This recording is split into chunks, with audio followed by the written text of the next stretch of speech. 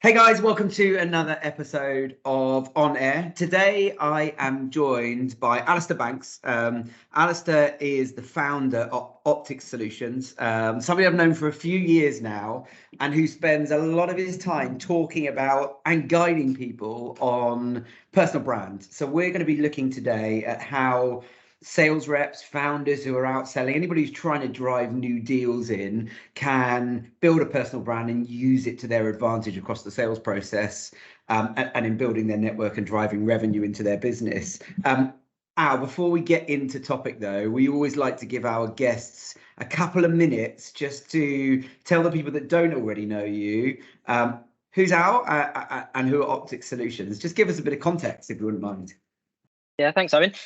Well, firstly, thank you for having me on the pod. Appreciate that. I've been waiting a very long time for my invite, so yeah, I'm glad to finally get it. Yeah, so basically, my story very quickly is that I started a business, which was originally a web design business back in the early 2000s, even late 99. At the time when the dot-com bubble was just about bursting. And I was at university at the time, and a couple of my classmates or course mates and I decided that running a business was probably really easy. Obviously it is, yeah.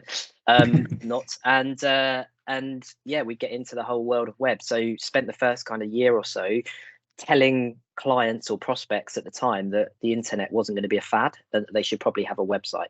So, you know, believe it or not, half the people that we spoke to didn't even have a site back then.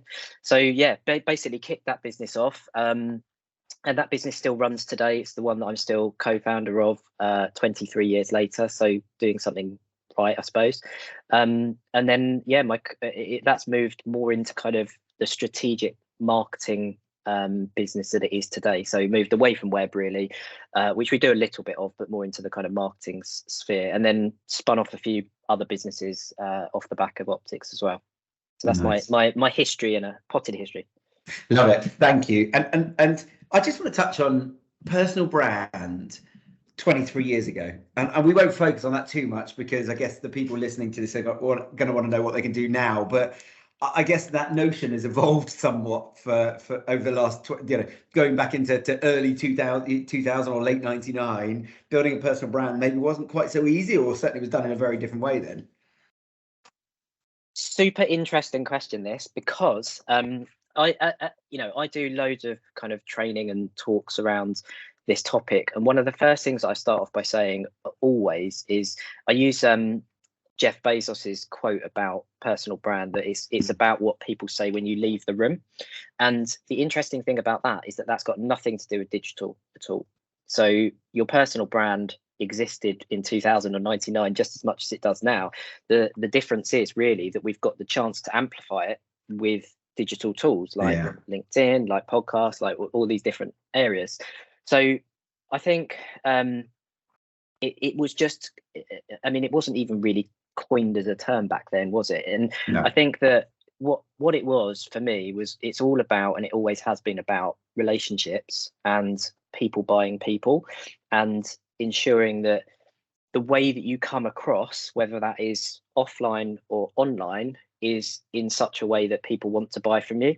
And that was fundamental to kind of me getting the business off the ground. And in the very early days, I read the How to Win Friends and Influence People book, which I'm sure some of your listeners will have read or certainly heard about. I think it's still one of the most popular books in the world. So I read that twice actually in the first few years, and it had a fundamental impact on the way that I thought about business and people. And some of it is a little bit kind of kitsch now. It's a little bit kind of old school, but in its writing, certainly. But I still think that's one of the most important books that anybody who is in sales or running a business, founding a business, should read, because it's all about, how to get people to like you, how to, give value, all of those kind of things. So for me, that was what personal branding was. And, even today, I still find myself in my sessions going from digital to talking about the offline personal branding being, how do you act at a networking event? What type of clothing do you wear when you're on stage? All of these kind of things, which are were fundamental parts of what I did back in 99, 2000. So yeah, I think digital has just amplified it, really. Yeah. Has anyone asked you how you would describe your personal brand? Has anyone asked me that? I'm not sure if they've asked me how I would describe it. No. It's an interesting one to kind of think about. Because I do a lot of public speaking. So I'm lucky enough now that, having done what I've done for the last 23 years, I'm almost like an OG of the digital scene, which is quite an interesting title to have at 43. But it's meant that I'm able to kind of go off and do some of the stuff that I love doing, which is like standing on stage and talking about what's coming down the road and all this kind of stuff.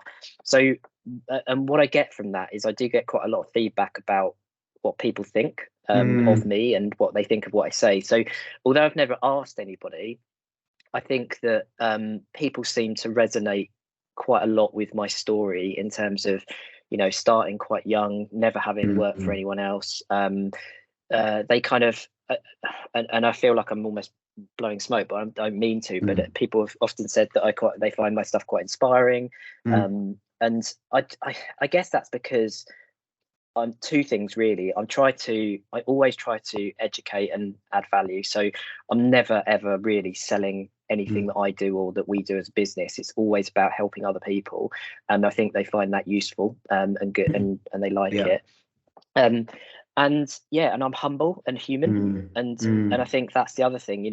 I probably overshare compared to what other people do, but I don't know if we'll get into that today or not. But I am human, and people like that. So I'll tell you warts and all. I'll share the mistakes. I'll share the things that have gone wrong, because just as much as the things that go right, because people seem to get a lot from that. So being human's a big thing. I've followed you for 6 years or so, since the early days of Air and living in Exeter and knowing you. And the word I was going to use, if you didn't, was that you humanize things. So I think there are a lot of people that preach about, are focused on personal brand, but you never get beyond the surface. You never really understand them as a person. It's always about the work, the message, the agenda.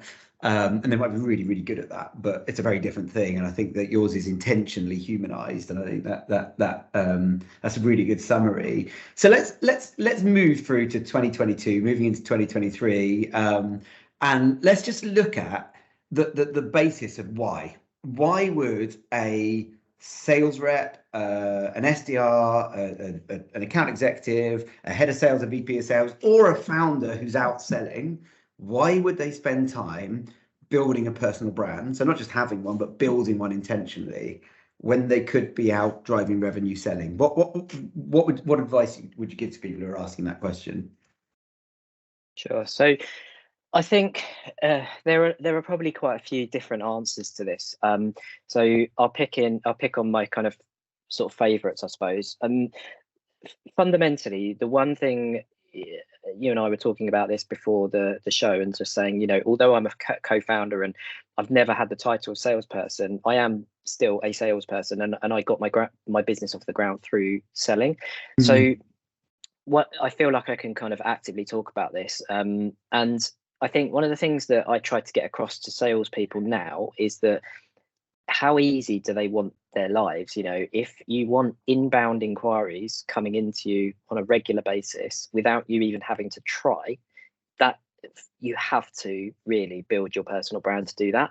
Now, I often also make sure that they are aware of the fact that that doesn't happen overnight, and they have to be consistent over a period of probably years to get to that point. But to this point now, Optix, I probably get, I don't know, 2 or 3 leads sometimes a day come to me, and I literally do nothing for that. Well, I say I don't do anything for that. I've done 23 years for that, so maybe I have, but that is entirely through building my personal brand, and that's because people know what I do. They trust me. They think I'm credible, I guess, through the things that I've done. And so when they need that service, they reach out to me before they reach out to other people. And quite often they don't even bother talking to anyone else. They just come straight to me and say, look, I know that you do this. Can you help me? And I've had conversations with people where they said, I've been following you for, like you said, 6 years or 5 years or whatever.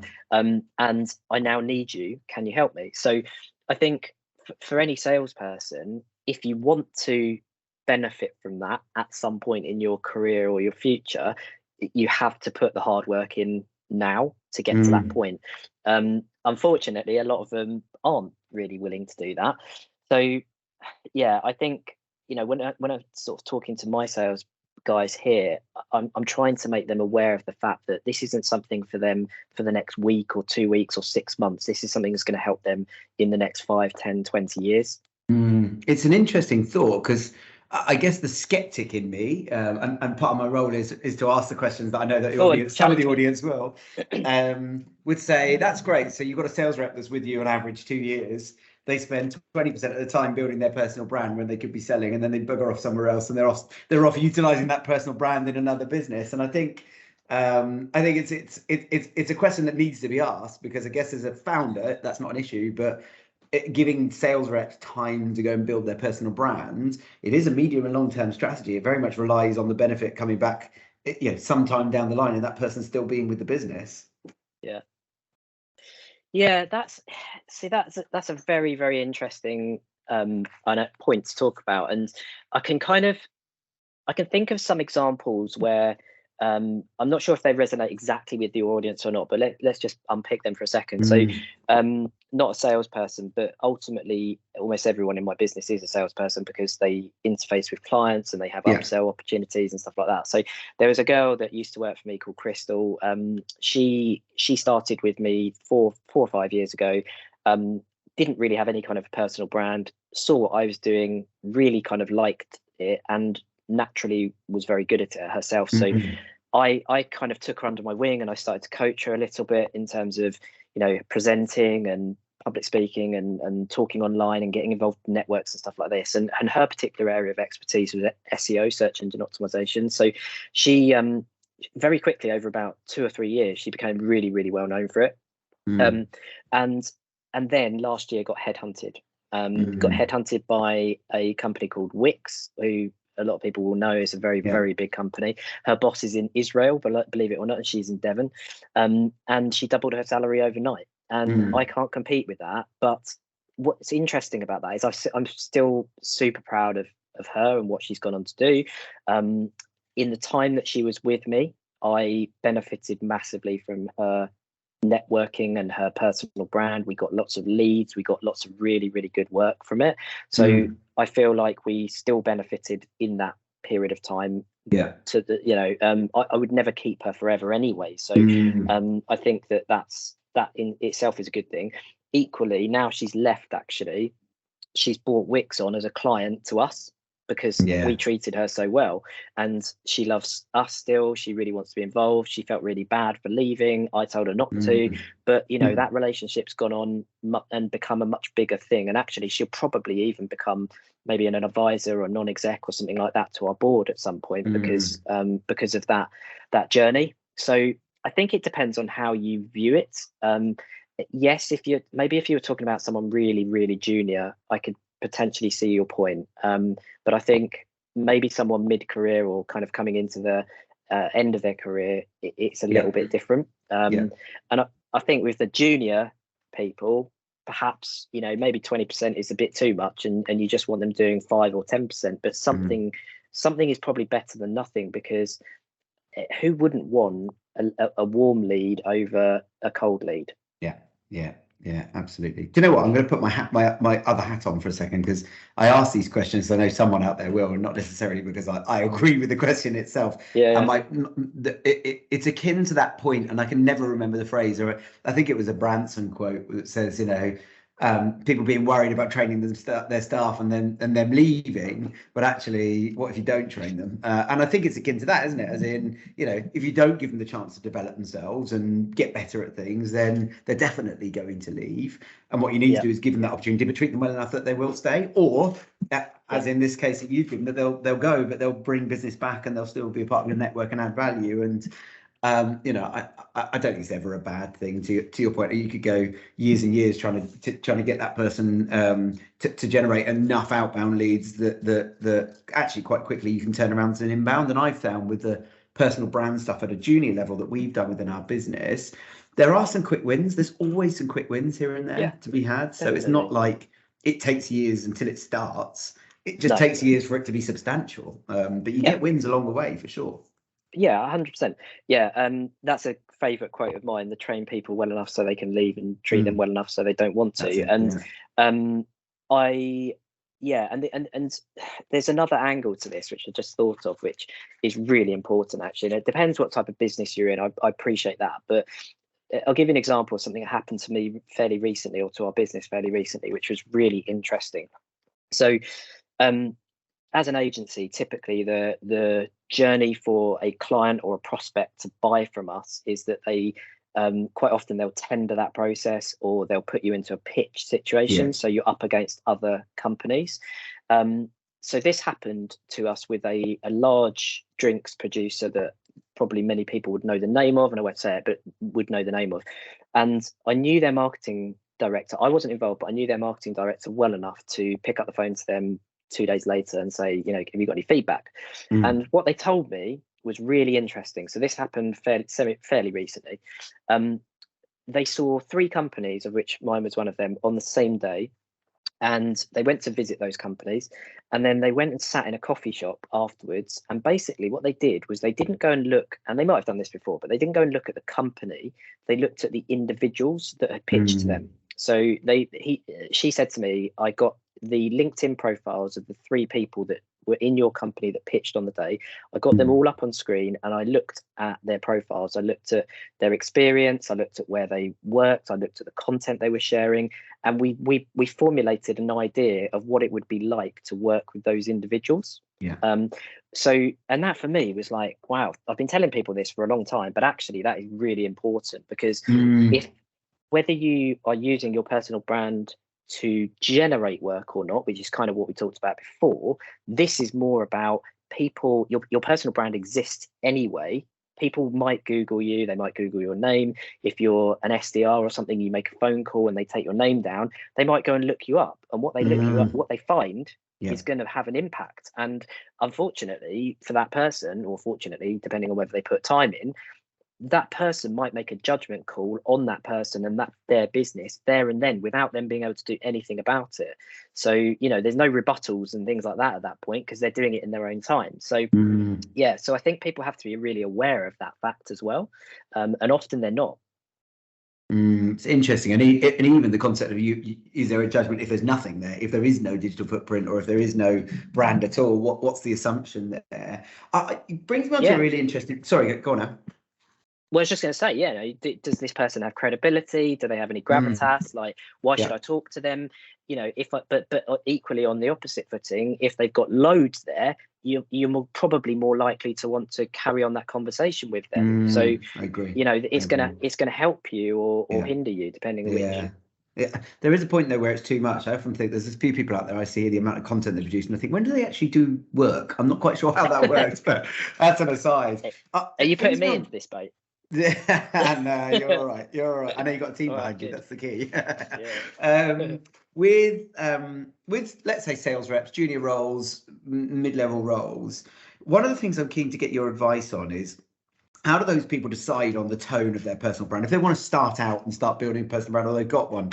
Because I guess you've got a personality, and I've heard you talk about in the past that that authenticity is really important, and you got to sound like you got to sound natural. But then I'm imagining that scenario where you've got the company you spoke to with feedback, and they went and looked at your 3 colleagues' profiles.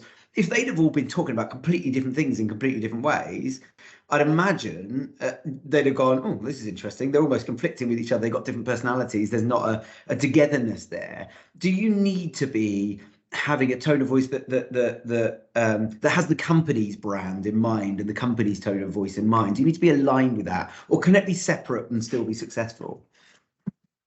So I think that, and I feel fairly strongly on this, but again, I guess there's nuances in every business, every organization, every industry and stuff like that, right? So in my instance, and when I'm talking to other people about this, I think that people struggle to get they connect the world of business and human branding or personal branding or professional branding too closely. And I try to get them to separate that a little bit and say, your personal brand or your professional brand isn't about the business that you work in and what you talk about there necessarily. It's about you. It's your values. It's you as an individual. It's your morals. You know, it's your it's all the things that you're passionate about. And it's also much easier to talk about those kind of things and and show what you're about as an individual if you're talking about something that you really like. And then you can put in information about work and things that you've learned and things that you can help other people with. You can kind of intersperse that into all of the personal stuff. But I think, and if that was a percentage, I'm probably on the kind of 80% personal, 20% business, or no, 80% personal, 20% digital. So not business necessarily, because I do talk quite a lot about entrepreneurship and stuff like that. But whereas I think most people, when they do this, they have a LinkedIn profile, they have a Twitter profile, well, probably not Twitter these days, but whatever the next one will be, Mastodon or something. They have those profiles and they use them purely to talk about business. And while that is okay, and if you are at the top of a business, I think you can do this. But if you're not, I think it's really, you could end up just coming across as just like a constant feed of news or information that other people just tune out of. And, I want to get to know that individual as a person, as opposed to what their business does that they're telling me all the time. But I do think it's interesting, because I do think it does depend on probably where you are in the company. Like you actually do a really successful job of talking and giving value and education in the sales sphere regularly. But I think that works for you probably because you are at the top of your business. And I think if someone junior were to do that, I'd probably tune out. Whereas if they were talking more about themselves and them as a person and what they're interested in, passionate about, I'd probably be more interested. So it does depend a little bit. Yeah. Do you know what? We're running a bit of a test in our business at the moment. We've taken 5 junior SDRs and we've challenged them with posting every day from 1st of October through to Christmas. So you've got a roughly 90-day period there, and we're tracking all of the data behind that, as in how many followers do they have, what level of engagement do they get on their content, all that sort of stuff. It's been a really interesting exercise. And what we can see so far is it works, right? We absolutely get activity off the back of that, and what we find is that the company's brand grows as a part of that, because you've got more than one voice, and the company doesn't just look like one person or 2 people. It looks like there's a series of people. Yes, we've had a couple of inbound inquiries and bits and bobs like that, but the interesting thing that I've seen is that you've got peers following peers. So you and I might talk to each other because we both own a business, but actually, if you are a junior SDR, you can kind of be aspirational and follow people that are several years ahead in their career and maybe further up the decision-making chain. But the stuff that's really relevant to you today is the stuff that your peers, the ones that are doing a good job at what you're doing day in, day out, that can help you be better at what you're doing today, rather than, that's what it's like to be a founder. And I found that actually their following has grown almost faster because there are more of those people that want to be listening to that content. It's been a really interesting observation from that exercise that they've grown out of following of peers who will become future leaders. So again, it feeds into that point of it might not have a business impact directly today, but down the line, those people are going to move into heads of sales managers, revenue leaders, founders themselves, and they're going to be trusting of that person's personal brand, which is really interesting. Yeah, and I think, imagine how good that is for those guys that you're putting that investment into and giving them the kind of authority to do that. Imagine how good that is for them in 5 or 10 years' time, when they can show whoever it is then that they're working for, or running their own business or still working for you. Like, that's going to show they're going to have such a weight of content and things behind them. It's going to be amazing for them. So I think that's a really, really cool thing that you're doing. It also, now that you said it, I've noticed it as well. I hadn't realised what you were doing, but I have noticed that some of your team have been a lot more active recently, which is cool to see. So it's actually subconsciously, if you think about it, actually that's worked on me as well, because I'm probably a target in some respects to you, and me just seeing more and more of air through the rest of your team, not just you, is only a good thing for you. So that's really interesting. And I'll pick up on one point you just mentioned there as well about peers, because one of the other things that I put into my kind of training sessions on this is when I'm teaching or talking to leaders of businesses, a topic that comes up a lot is recruitment and employer branding. So for those of you who don't know employer branding, it's really simple. Basically, it's all about, rather than branding your company to win work, it's about branding your company to win employees, really, or win the opportunity to recruit. Yeah. So, but it's a term that's sort of coined in the last few years, really, and really kind of come to its fruition. And lots of professional services companies and things like that are investing a lot of money in their employer branding. So the thing that I say about that is that if you can get and it harks exactly to what you just said, if you can get the more junior people in their mid careers doing this, they will attract people, their peers, potentially to your firm as well, to work for it. Yep. So there's whole nother angle to this, which is not just about sales, but it's also about trying to get, if I know that, well, Crystal would be a good example. She was really well connected with lots of SEO people. So if we needed an SEO person and she said that, there's going to be loads of people listening to her. Yeah. Brilliant. Yeah. So that's another really important angle here.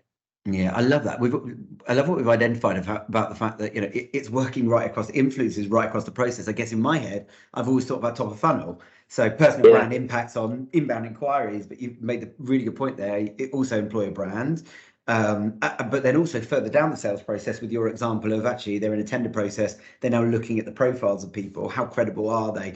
And you know what? That's as founders of businesses, that's important as well, because people go and check you out even if you're not involved in the process sometimes. And I think that adds weight to it. Just guide me on what good personal brand content looks like. I'm guessing to some degree there's a blend of types of media content, so video, voice, written text, that kind of stuff, imagery, regularity. Just give me some sort of general narrative on what it takes to build a personal brand and what you should be thinking about.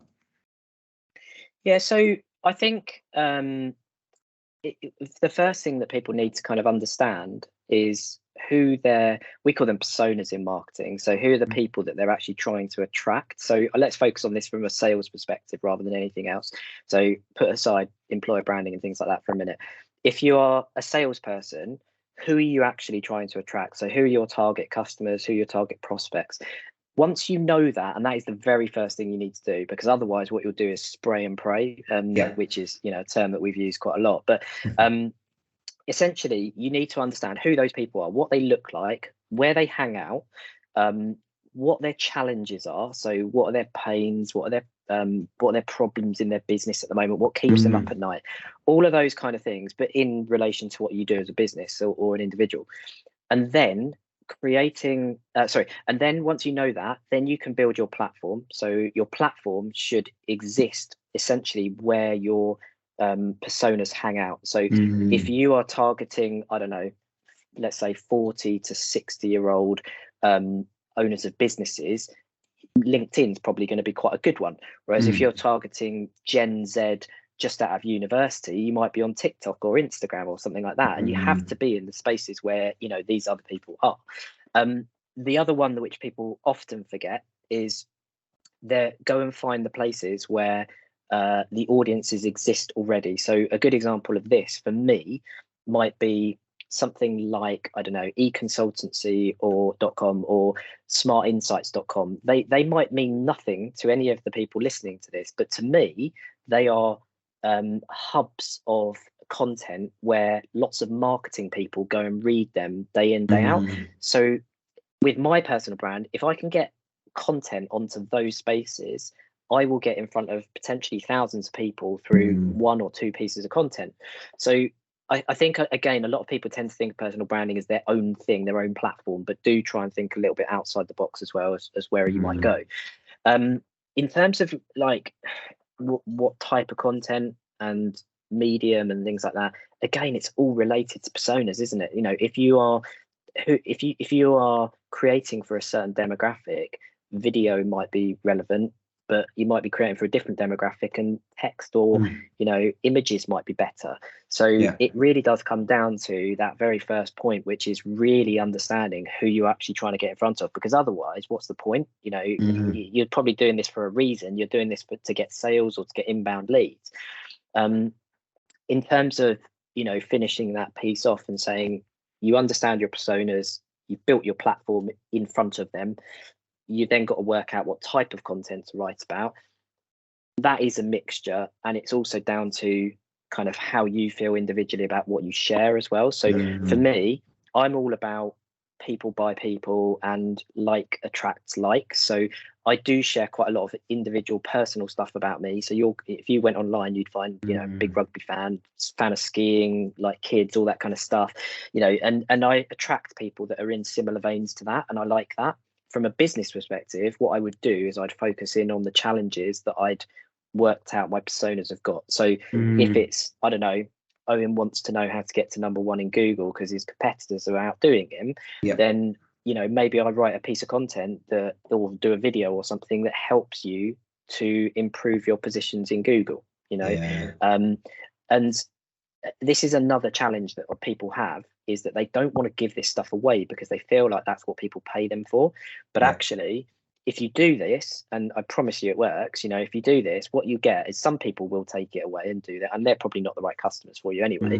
But you'll get those people that will go, oh wow, they really know their stuff, I need their help. And that's when I think you get it really. That's when you hit the sweet spot. Is it's not about quantity, it's about quality of inbound leads. Yeah, really interesting. Now, we're heading towards the end. I'm going to ask a question I don't ask very often, which is there anything I've missed? Because I feel like you've got such a wealth of expertise on this, and if I've not asked the right question, maybe we've missed a really key point that you regularly tune in on. So is there anything obvious that I've missed?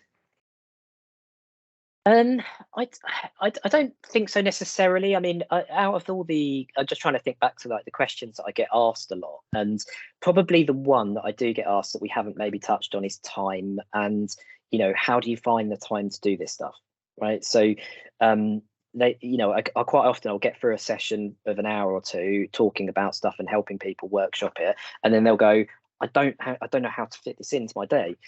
Interestingly, and I've obviously built up an efficient process here, but I probably don't spend more than 20 minutes, maybe 10 minutes a day doing this stuff. And people are surprised at that. Now, I am discounting, the days when I might create a big piece of content, I might shoot a video or something like that, because obviously that takes time. But in terms of the kind of lighter touch points, making sure that you get into LinkedIn 2 or 3 times a day, you check your notifications, has anyone written to you, making sure you're creating some updates which are valuable to other people, all of these kind of things, they don't take me very long. And I think that if you can break it down and like chunk it down to something that's really manageable, it becomes a lot easier for people. And having a plan as well is probably another one. I'm quite lucky that I don't wing it necessarily, but I can get up in the morning and think of something to say. But if you're not driven like that, then maybe creating a bit of a content plan around those challenges for the personas, and then thinking about how that you disseminate that over a period of 3 months, 6 months, a year, that might help you as well. Yeah, got you. Thanks, Al. We always give our guests a chance to just, I guess, say who can Optix help, or any other businesses that you're involved with, and how can they help really quickly, and how can people get in touch with you if they want to talk to you? Sure. I mean, so in light of what I've just said, I'm not going to try and sell anything to anyone, because I don't think that's really my style. But I think what I would probably say is one of the things that we try to do at Optix is put on quite a series of events. So we often do value-based events, which are often about different topics that we know about. So search engine optimization, writing digital strategies, recruiting marketing teams, like all of this kind of stuff. So I think probably I'll just point you at our website, Optix with an X and then solutions.co.uk, and just say keep an eye on that, because that's where we'll share this sort of, the event information, and people can book onto that kind of stuff and come and learn more. And that's the beginning of our funnel. So yeah. Love it. Thank you. Thank you. Thank you for joining us. Thank you for sharing your ideas and expertise. We really appreciate it. I know the audience would have picked up some great ideas off the back of it. And yeah, hopefully we'll get you back on one day to talk about another topic that I know you're an expert in as well. Thank you for having me, Owen. Appreciate it. No worries. We'll catch up soon. Cheers. Cheers.